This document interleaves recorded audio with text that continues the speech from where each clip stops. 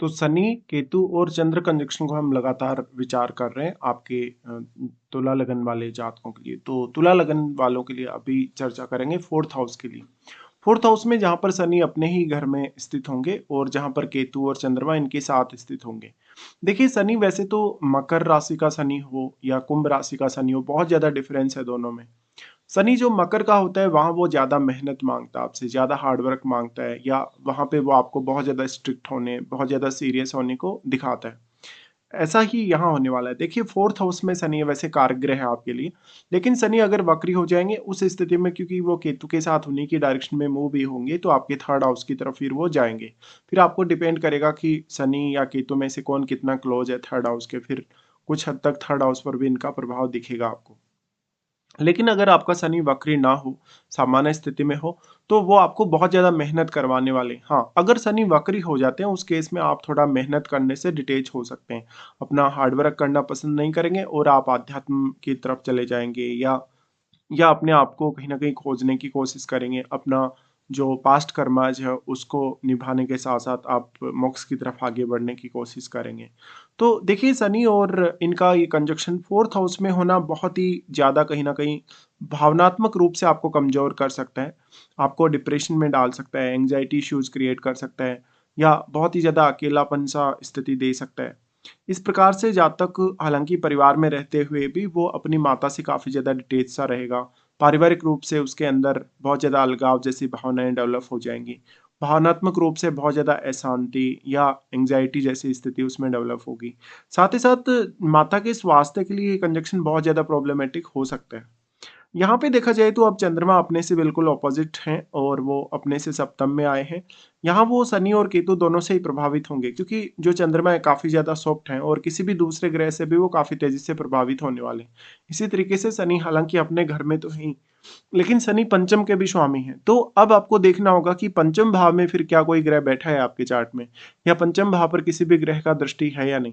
क्योंकि पंचम भाव के रिजल्ट उन ग्रहों पर भी डिपेंड करेंगे, जो ग्रह या तो पंचम में आपके बैठे, या तो पंचम पर किसी भी ग्रह का यदि दृष्टि भी पड़ रहा हो तो भी। देखिए शनि का यहाँ आना आपको मानसिक तौर पे बहुत ज़्यादा सीरियस बनाता है, बहुत ज़्यादा स्ट्रांग नहीं बनाता बट। और जब हम शनि चंद्र कंजक्शन की बात करते हैं, देखिए शनि यहाँ पे चंद्रमा के साथ मिलकर विष दोष का निर्माण कर ही रहे हैं, और शनि केतु के साथ मिलकर वैराग्य युति या वैराग्य दोष का निर्माण कर रहे हैं।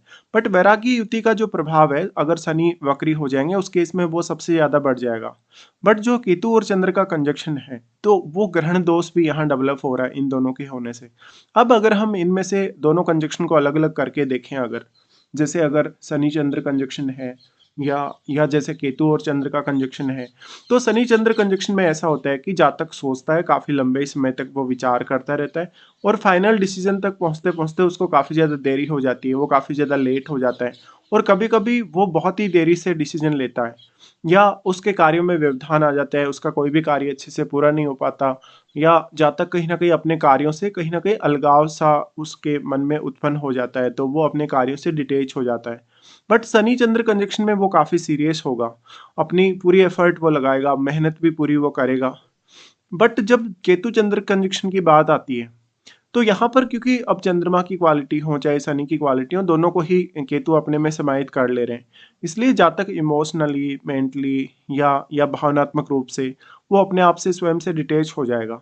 इसलिए वो सोच नहीं पाएगा, विचार नहीं कर पाएगा और अपने इमोशंस को नहीं समझ पाएगा। ऐसे में जातक को स्वयं को थोड़ा ज़्यादा समय देने की आवश्यकता है, और इमोशनली जातक को खुद को बहुत ज़्यादा स्ट्रांग रखना भी काफ़ी ज़्यादा ज़रूरी हो जाएगा। ऐसा जातक अब अपने करियर के लिए बहुत ज़्यादा कड़ी मेहनत करेगा, और लाइफ में और भी अन्य कुछ पाने के लिए, जैसे धन संपत्ति पाने के लिए, बहुत बढ़िया ऐशो आराम वगैरह पाने के लिए। बट क्योंकि शनि अपने घर में है, और शनि आपको काफ़ी ज़्यादा रिस्पॉन्सिबिलिटीज़ देने वाले हैं, तो कहीं ना कहीं जातक एक समय बाद अपनी रिस्पॉन्सिबिलिटीज़ से दूर होने वाला है अब। तो जब तक जितना भी प्रयास करेगा, जितनी भी अब मेहनत करेगा, उसको ये रियलाइज़ अवश्य होगा कि कहीं न कहीं जितने बार उसने कुछ भी किया, पाने की कोशिश की कुछ भी, तो वो उसके लिए था ही नहीं एक्चुअल में। एक्चुअल में जो यहाँ स्थिति बन रही है, वो ये है कि यहाँ पर जातक अपने आप को जाने, अपने आप को बहुत अच्छे से पहचाने, या अपनी क्वालिटीज़ को वो कितना अच्छे से यूज़ कर सकता है, या वो अपने आप को कितना ज़्यादा अच्छे से रियलाइज़ कर सकता है। इसको लेकर जातक को ज़्यादा सीरियस होना चाहिए। देखिए शनि अपने घर में, और अपने घर का शनि आपको मानसिक तौर पे उतना ज़्यादा मजबूत नहीं बनाता। हालाँकि वो डिसिप्लिन बहुत अच्छा दे सकता है। वो आपको किसी भी कार्य के प्रति बहुत ज़्यादा डेडिकेशन दे सकता है, और किसी भी कार्य के प्रति बहुत ज़्यादा स्ट्रॉन्ग आपको बना सकता है वो फिज़िकली, या जब भी आप अपने निर्णयों की बात करते हैं। बट क्योंकि आपके चंद्रमा यहाँ काफ़ी डिस्टर्ब हो चुके हैं, वो शनि से भी डिस्टर्ब हैं और केतु से भी, उस केस में फिर करियर पर बहुत नेगेटिव इम्पैक्ट पड़ सकता है। तो इनका 4th हाउस में आना ये दिखाता है कहीं न कहीं कि पारिवारिक माहौल में आप रह के उतने ज़्यादा सैटिस्फाई नहीं है, या मदर के साथ अगर आप रह रहे हैं, अपने जन्म स्थल पे अगर आप रह रहे हैं, तो हो सकता है आपकी प्रोग्रेस काफ़ी स्लो हो, या आपके जन्म के बाद से आपकी मदर को स्वास्थ्य से रिलेटेड इश्यूज़ हो गए होंगे, या आपकी मदर आपके करियर को लेके बहुत ज़्यादा सैटिस्फाई नहीं होंगी। कुछ ना कुछ इस तरीके के इश्यूज़ आपको ज़रूर फिर सामने आएँगे। ऐसे जातक अपने घर से दूर जाएँ, अगर वो विदेश में सेटल हों, किसी अदर अदर सिटी में सेटल हों, अदर स्टेट में अगर वो सेटल हों, तो वो ज़्यादा अच्छा कर सकते हैं। अब क्योंकि मानसिक तौर पे ये कंजंक्शन आपको काफ़ी ज़्यादा प्रभावित करेगा, तो इस कंजंक्शन का जो डायरेक्टली या इनडायरेक्टली जो इम्पैक्ट है, वो सबसे पहले आपके मन पर ही आएगा, और यहाँ चंद्रमा भी साथ है। तो बेसिकली जो कालपुरुष के हिसाब से देखें तो 4th हाउस के कारक ग्रह चंद्रमा माने भी जाते हैं। इसलिए मानसिक तौर पे आप कितना ज़्यादा स्वयं को मजबूत बना सकते हैं, या मानसिक तौर पे अपने आप को कितना ज़्यादा आप स्ट्रॉन्ग बना सकते हैं, उस पर बहुत कुछ डिपेंड करेगा। क्योंकि अगर आप मानसिक तौर पे स्टेबल नहीं हैं, अगर आप कंफर्टेबल नहीं हैं, तो आप कोई भी फैसला बहुत अच्छे से नहीं ले सकते हैं। इस प्रकार के कंजक्शन में जातक अपने आप को बहुत ज़्यादा अकेला सा फ़ील करेगा, और अगर शनि वक्री ना हो तो जातक अपने अकेले के बल पे बहुत कुछ पा भी सकता है लाइफ में, अगर वो कठिन से कठिन मेहनत करे। अब बात आती है यहाँ आपका जो भौतिक सुख-सुविधा है, क्योंकि 4th हाउस से जुड़ी हुई है आपकी भौतिक सुख-सुविधाएँ। तो जातक कहीं न कहीं अपना जो घर बनाएगा, अपनी संपत्ति जो हासिल करेगा वो, या अपना कोई भी इस प्रकार का अन्य कार्य करेगा वो घरेलू रिलेटेड, तो उसको काफ़ी ज़्यादा देरी होगी, उसको बहुत ज़्यादा डिसिप्लिन को फ़ॉलो करना पड़ेगा, उसको काफ़ी ज़्यादा ऐसी अस्थिरता सामने आएगी स्टार्टिंग में, या बहुत ज़्यादा उसके मन में कहीं न कहीं संतुष्टि की कमी सामने आएगी। ऐसे में बार-बार वो अपने निर्णयों को बदल सकता है। अगर हम दृष्टि संबंध के हिसाब से विचार करें इस कंजंक्शन में, तो देखिए सबसे पहले शनि की बात करते हैं। शनि यहाँ पर छठे घर पे अपनी दृष्टि डालते हैं। जब भी शनि अगर मकर राशि में स्थित हैं और अगर वो दृष्टि डाल रहे हैं छठे घर पे, तो वो छठे घर के लिए आपको बहुत कंफर्टेबल नहीं दिखाते हैं कभी भी। और वक्री होकर शनि अगर यहाँ ये दृष्टि डालेंगे, तो भी आपकी लगभग सेम कंडीशन होगी। तो शनि का छठे घर पे दृष्टि का होना आपके वर्क प्लेस, या आपका जहाँ भी ऑफिस है, वहाँ का रूटीन अच्छा नहीं है आपका, वहाँ पे आप काम कर रहे हैं तो वहाँ पे बहुत कंफर्टेबल नहीं है, या वहाँ की परिस्थितियाँ आपके फेवर में नहीं है काम करने को लेकर। तो कुछ ना कुछ यहाँ पर ऐसी प्रॉब्लम्स आपको आएँगी ही आएँगी। साथ में इस प्रकार का शनि है, तो अब वो आपको कार्यस्थल पर बहुत ज़्यादा मेहनत माँगता है, हार्ड वर्क माँगता है। और उस हार्डवर्क या उस मेहनत के बदले आप कुछ भी एक्सपेक्ट भी ना करें, ऐसा शनि दिखाता है।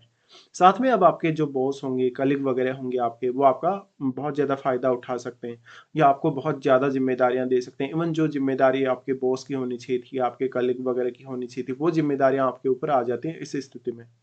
फिर यहाँ से इनका प्रभाव पड़ेगा 10th हाउस पे, लेकिन यहाँ तो फिर राहु स्थित है 10th हाउस में, तो आपको राहु को देखना होगा, और राहु के साथ बैठे ग्रह को भी। राहु का प्रभाव भी वैसे तो आपके 4th हाउस पे है, बट बेसिकली आपको ये ऑलरेडी पता है कि केतु 4th हाउस की एनर्जी को अपने में समाहित कर रहे हैं।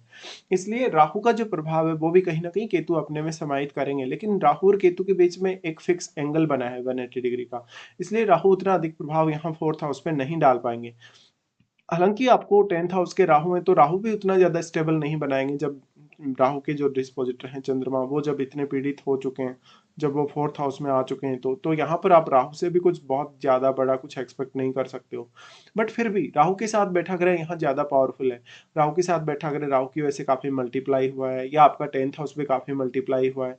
तो कहीं न कहीं घरेलू जीवन की जो सुख-सुविधाएँ हैं, घरेलू जीवन के जो मामले हैं, उनको छोड़कर आप कहीं न कहीं करियर की तरफ फ़ोकस करें तो ज़्यादा अच्छा कर सकते हो। बट जो राहु का प्रभाव है वो उतना अधिक नहीं है, बट फिर भी राहु के साथ बैठा ग्रह यहाँ शनि, केतु और चंद्र को बहुत ही ज़्यादा प्रभावित करने में सक्षम है। तो अब वही ग्रह आपको यहाँ थोड़ा सपोर्ट भी कर सकता है। बट जब बात आती है चंद्रमा की, तो चंद्रमा तो फिर भी राहु से काफ़ी प्रभावित होंगे ही होंगे। ऐसे में परिवार के लिए या तो आपको किसी न किसी का सपोर्ट चाहिए, परिवार या आपके निकटतम जो रिलेटिव हैं उनका आपको सपोर्ट चाहिए। फिर यहाँ से शनि का प्रभाव आ जाता है लगन पर। अब लगन पर जब-जब भी शनि का प्रभाव पड़ता हो, अगर अगर कैप्रिकॉर्न साइन में अगर शनि हो, तो वो और भी ज़्यादा मेंटली स्ट्रॉन्ग बनाने की आपको कोशिश करता है, या वो आपको व्यवधान देता है, या वो आपको काफ़ी ज़्यादा सीरियस बनाता है, बहुत ज़्यादा अकेले के बल पे चलना सिखाता है आपको। ऐसे में जातक स्वयं से बहुत सारे प्रयास करेगा, भले ही वो असफल होगा तो भी वो अपने प्रयास करना छोड़ेगा नहीं। फिर लग्नेश की बहुत बड़ी भूमिका हो गई अब, क्योंकि यहाँ वो 10वीं दृष्टि शनि डाल रहे हैं अपनी, तो जातक अपने प्रोफेशन या अपने काम के प्रति हमेशा डेडिकेटेड रहेगा, दूसरों की नज़रों में वो हमेशा अच्छा साबित होगा। साथ ही साथ जातक अपने कर्तव्यों को समझ पाएगा और उनको पूरा भी कर पाएगा। फिर लगन में बैठा ग्रह जो आपका होगा उसके लिए भी शनि आप में बहुत ज़्यादा डिसिप्लिन लाते हैं, तो उस ग्रह विशेष का भी जो प्रभाव पड़ेगा वो भी आपके लिए शुभ होने की संभावना काफ़ी प्रबल है। हालांकि डिपेंड ये करता है कि वो ग्रह किस प्रकार का है। तो इस तरीके से आप विचार कर सकते हैं। और जो बेसिकली जो सबसे ज़्यादा जो इम्पैक्ट पड़ रहा है जो यहाँ पे, क्योंकि 6th हाउस और जो लगन दोनों पर ही जो शनि की दृष्टि पड़ रही है, तो इन दोनों ही भावों को लेके आपको शनि बहुत ज़्यादा सीरियस बनाने वाले हैं। अब क्योंकि यहाँ जो 10th हाउस के लॉर्ड हैं वो चंद्रमा स्वयं है, और चंद्रमा जब इस तरीके से आ गए तो जातक अपने कैरियर और अपने घरेलू मामलों दोनों से ही काफ़ी परेशान सा रहेगा। और हो सकता है उसके घर वाले उसकी बातों को नहीं समझ पा रहे, उसको बहुत ज़्यादा ताने दे रहे घर में, या उसकी घरेलू हालत उतनी अच्छी नहीं है, कंफर्टेबल नहीं है घरेलू हालत, तो जातक को घर की बहुत बड़ी बड़ी जिम्मेदारियां भी उठानी पड़ सकती हैं। अब मेन बात यहाँ आ जाती है फिर आपके प्रोफेशन की या आपका कार्य क्षेत्र की। ऐसे में आप यहाँ पर या तो अगर आपका शनि वक्री स्थिति में है तो केतु से रिलेटेड फील्ड को चुन सकते हैं, या कोई बहुत ही यूनिक सा फील्ड आप ऐसा चुनेंगे जिसमें राहु का प्रभाव भी आपको काम आ सके, क्योंकि राहु आपको वो ऑब्सेशन प्रोवाइड करते हैं जिससे आप अपने कैरियर में कम से कम काफी तेजी से आगे बढ़ पाएंगे। एक समय बाद जब आपका केतु एक्टिवेट होगा, लगभग आपका 40-45 की एज के आसपास, उस समय आप ये जरूर ही लेकिन रियलाइज कर लेंगे कि जो पूरी जिंदगी भर आपने जो मेहनत की, जो भी हार्डवर्क आपने किया, हो सकता है उसका रिजल्ट आपके लिए उतना बेहतर नहीं रहा हो, और उसका रिजल्ट अगर बेहतर रहा भी है तो कहीं ना कहीं आपके मन में उसको लेके थोड़ी असंतुष्टि अवश्य है। ऐसे केस में ये कंजक्शन आपको काफ़ी सीरियस बना सकता है। ऐसे स्थिति में ये कंजक्शन के लिए आपको जीवन में बहुत ज़्यादा सीरियस होना पड़ेगा। बहुत ज़्यादा डोमिनेटिंग होने से तो काम नहीं चलेगा आपका, बट फिर भी अपने आप को समझना पड़ेगा, जानना पड़ेगा, या परिस्थितियों के हिसाब से फिर आपको चलना पड़ेगा। तो ये बहुत ही रेयर कंजक्शन है जो बहुत लोगों के, कम लोगों के ही चार्ट में आपको देखने को मिलेगा। फिर भी इस कंजक्शन के होते हुए लगभग हर पहलू या हर मामले पर काफ़ी सीरियसली आपको विचार करने या सोचने की आवश्यकता पड़ेगी।